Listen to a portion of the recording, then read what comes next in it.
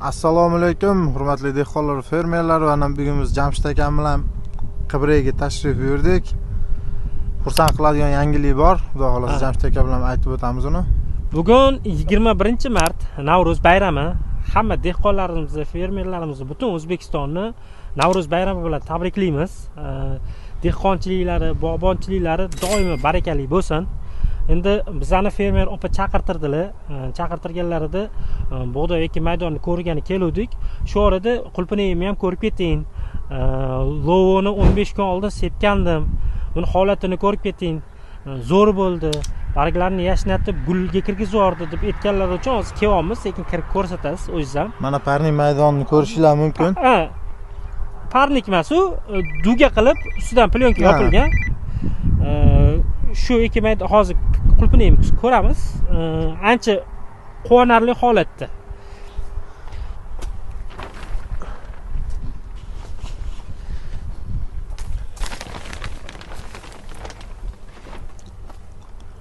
Opa nima qilganlar?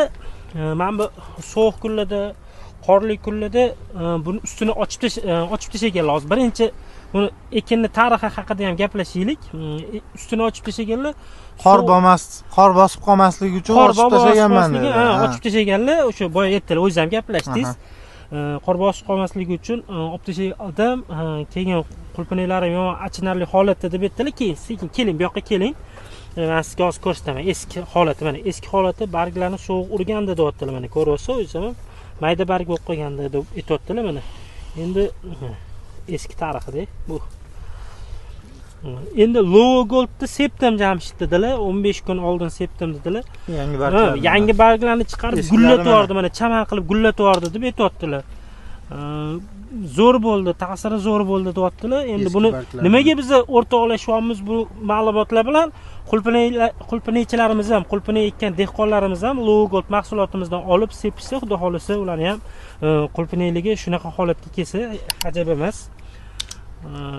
Opamiz dehqonlarga tavsiya qilinglar, ko'rsatinglar. Opamiz endi dedi. Opamiz o'zlari to'g'risi kelib kameraga gapirishga uyaldilar, chiqmayman Jamshid dedilar.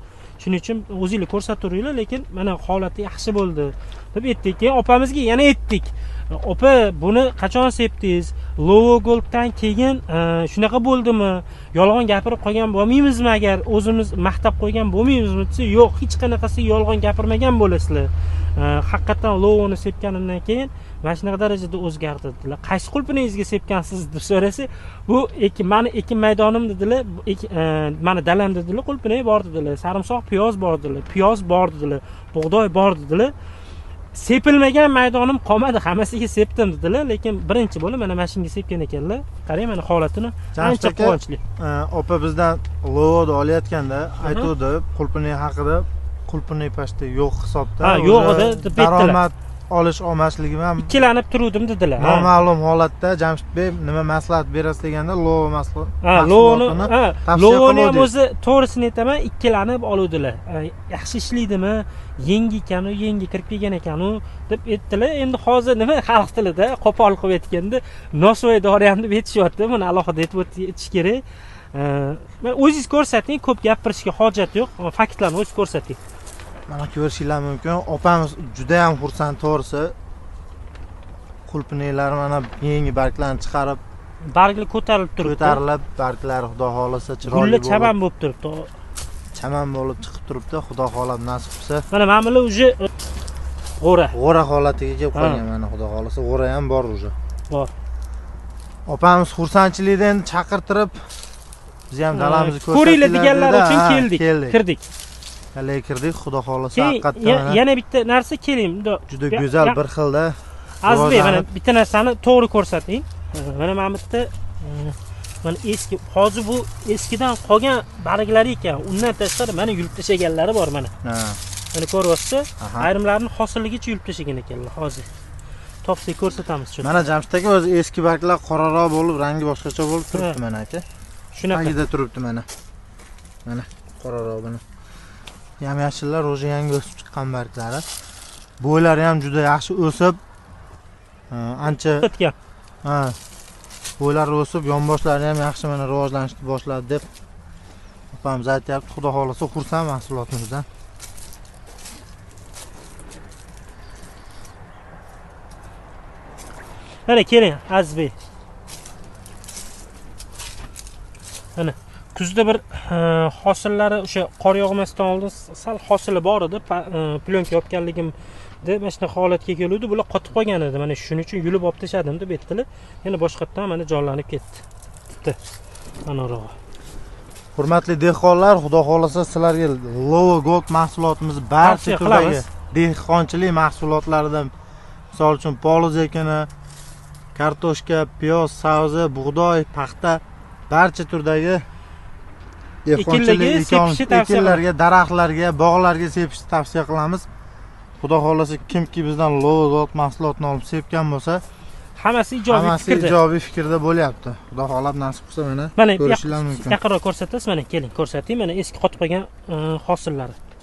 Mana hali uzilmagan ekan. Bunga e'tibor topib keting mana. Mana eski undan tashqari mana endi hozir sepganlardan keyin mana barglar rivojlanyapti. Mana bu ham eski barglar.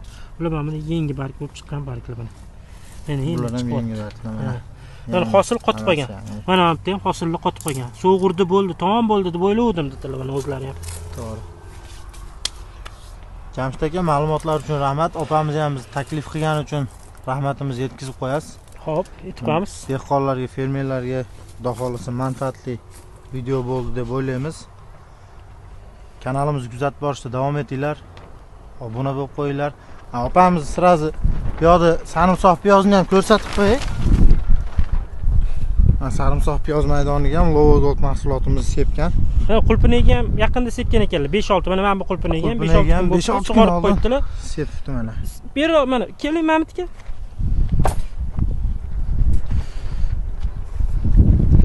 Mana qarang. Mana bular eski barglar, mana eski barglar loyi tegdi qolib ketgan mana ko'ryapsiz. Undan keyin mana chiqqan barglarni qarang.